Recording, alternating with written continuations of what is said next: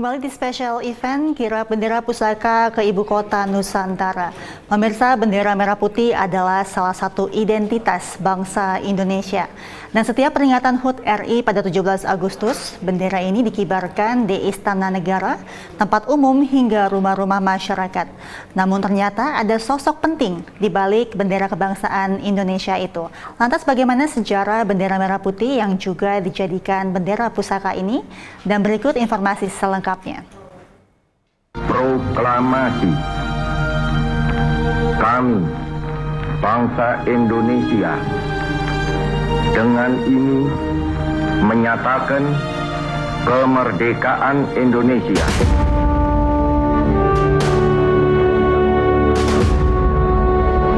Proklamasi Kemerdekaan Indonesia 17 Agustus 1945 tak lepas dari pengibaran bendera merah putih.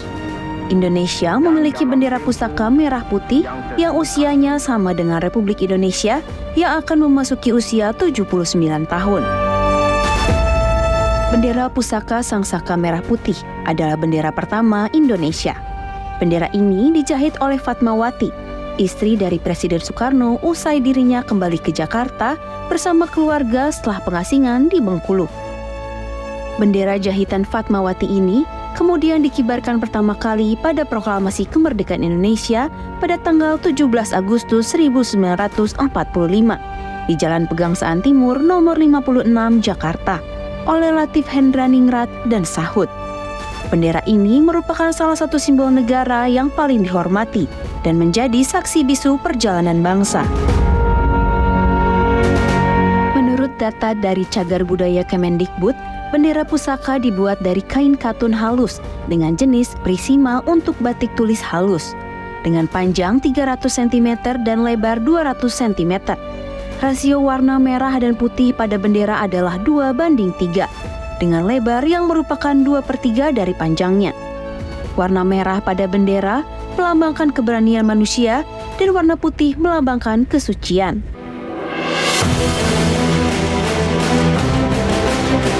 Pada tanggal 19 Desember 1948, ketika Yogyakarta jatuh ke tangan Belanda, bendera pusaka sempat diselamatkan oleh Presiden Soekarno dan dipercayakan kepada ajudan presiden yang bernama Hussein Mutahar untuk menyelamatkan bendera ini. Hussein Mutahar mengungsi dengan membawa bendera tersebut, dan untuk alasan keamanan dari penyitaan Belanda, ia melepas benang jahitan bendera sehingga bagian merah dan putihnya terpisah, kemudian membawanya dalam 2 tas terpisah. Di pertengahan Juni 1949, ketika berada dalam pengasingan di Bangka, Presiden Soekarno meminta kembali bendera pusaka kepada Hussein Mutahar. Ia kemudian menjahit dan menyatukan kembali bendera pusaka dengan mengikuti lubang jahitannya satu persatu. Bendera pusaka kemudian disamarkan dengan bungkusan kertas koran dan diserahkan kepada Sujono untuk dikembalikan kepada Presiden Soekarno di Bangka. Pada tanggal 6 Juli 1949, Presiden Soekarno bersama bendera pusaka tiba dengan selamat di Ibu Kota Republik Indonesia di Yogyakarta. Pada tanggal 17 Agustus 1949, bendera pusaka kembali dikibarkan di halaman depan Gedung Agung. Sehari setelah penandatanganan pengakuan kedaulatan Republik Indonesia oleh Belanda di Den Haag, bendera pusaka disimpan di dalam sebuah peti berukir yang diterbangkan dari Yogyakarta ke Jakarta dengan pesawat Garuda. Sejak tahun 1958, berdasarkan peraturan pemerintah nomor 40 tentang bendera kebangsaan Republik Indonesia, bendera ini ditetapkan sebagai bendera pusaka dan akan selalu dikibarkan setiap tahun pada tanggal 17 Agustus untuk memperingati Hari Kemerdekaan di depan Istana Merdeka hingga tahun 1968. Akan tetapi karena kerapuhan bendera, pemerintah telah membuat duplikat dengan menggunakan kain sutra. Sejauh ini, bendera pusaka telah 3 kali mengalami duplikasi. Dilansir dari Kementerian Sekretariat Negara, setelah tahun 1969, duplikat pertama inilah yang dikibarkan pada hari ulang tahun kemerdekaan Republik Indonesia. Sementara itu, bendera pusaka yang asli disimpan di Monumen Nasional karena sudah pudar dan rapuh. Duplikasi pertama Sang Merah Putih ini pun berkibar 15 tahun lamanya, hingga tahun 1984.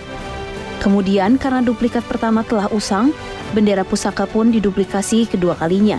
Dan Sang Merah Putih ini berkibar selama 30 tahun di Istana Merdeka sejak tahun 1985 hingga 2014.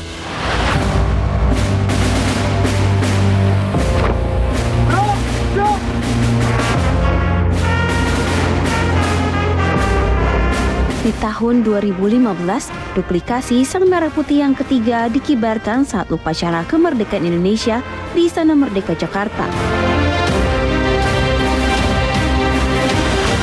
Hingga tahun 2017, Sang Merah Putih hasil tenunan Ibu Fatmawati masih tersimpan di Istana Merdeka Jakarta.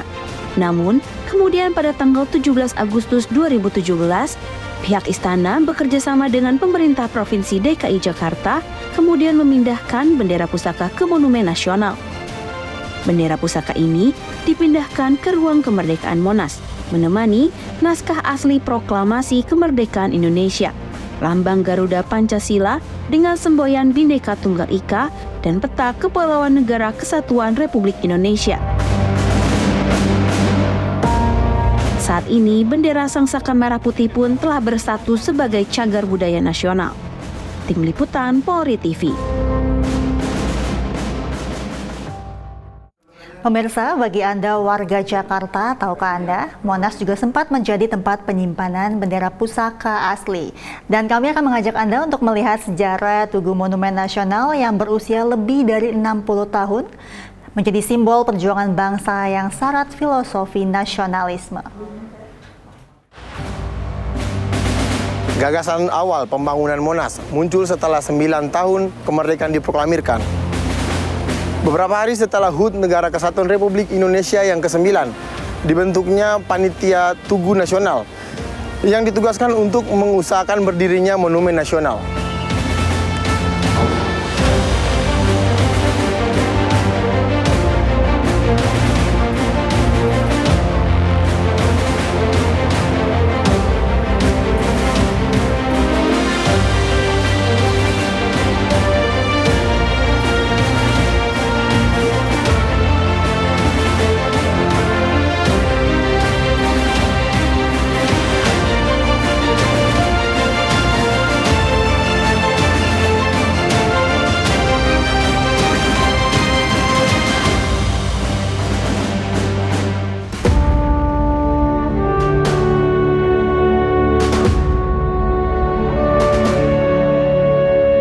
Tugu Monumen Nasional selama ini dikenal sebagai simbol kota Jakarta.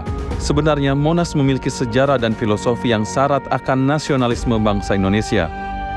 Gagasan tentang pendirian Monas datang dari Presiden pertama Indonesia, Soekarno. Soekarno menginginkan Indonesia memiliki monumen yang kokoh dan megah sehingga tidak kalah dengan negara lainnya. Lokasi pendirian monumen pun dipilih di kawasan yang menjadi pusat perkumpulan rakyat pada kala itu. Lapangan Ikada, Ikatan Atletik Jakarta, dibangun di masa kedudukan Jepang. Jadi lapangan itu adalah Koningsplein. Ya, Koningsplein itu adalah lapangan raja, di mana di lapangan itu adalah tempat para petinggi pejabat melakukan upacara besar, termasuk ngangon kuda, ya, berkuda dan lain sebagainya itu di sana.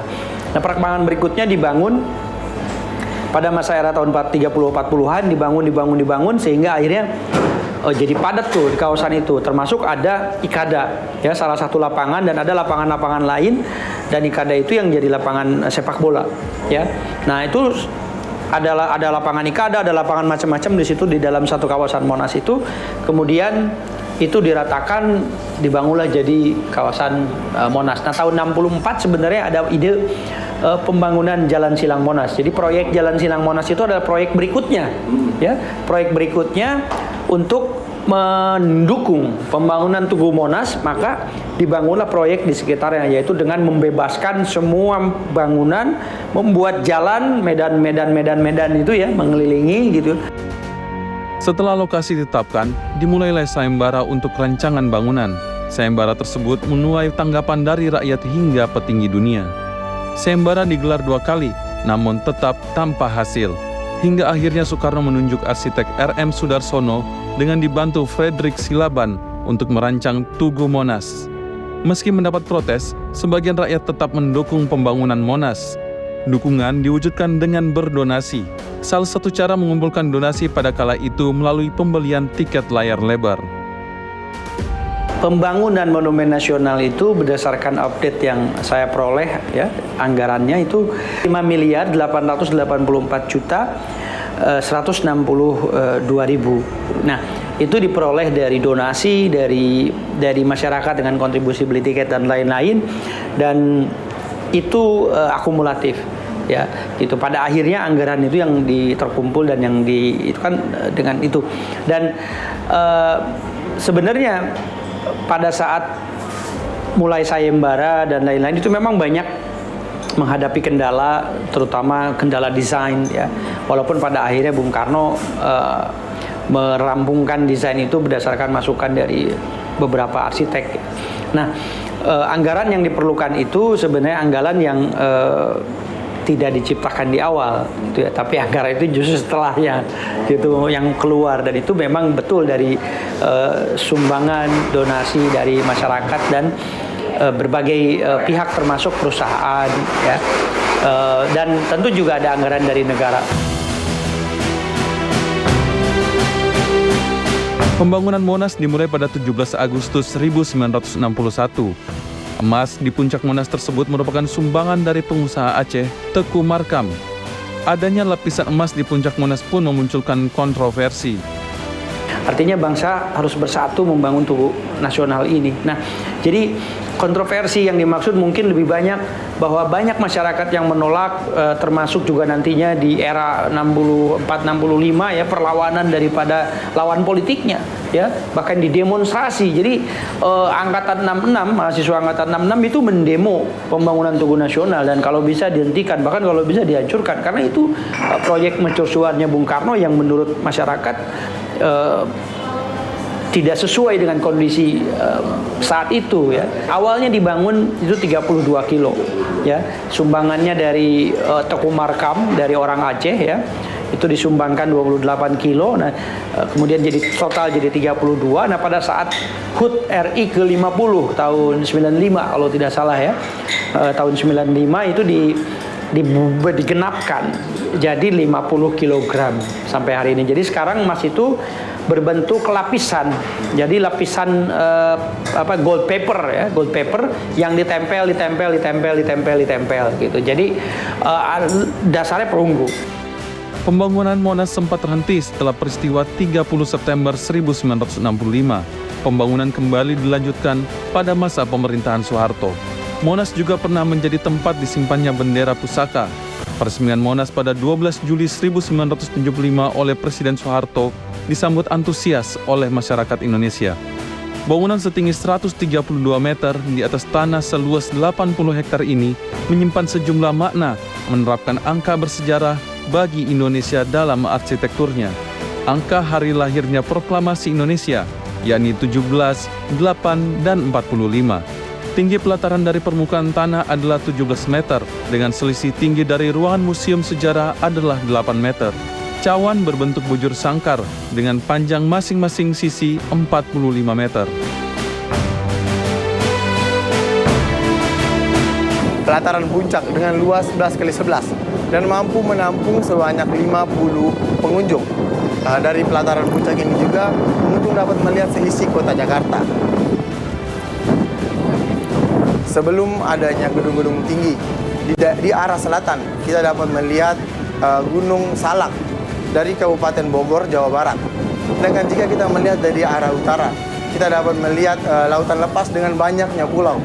Sedangkan jika kita melihat ke arah barat, kita dapat melihat Bandara Soekarno-Hatta dengan banyaknya pesawat lepas landas.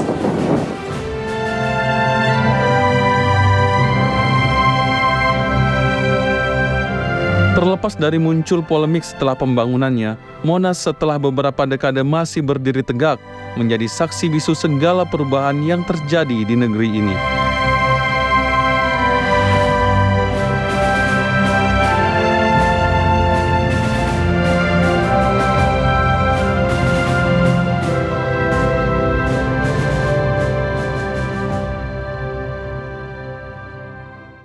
Pemirsa tetaplah bersama kami akan segera kembali usai jeda berikut ini.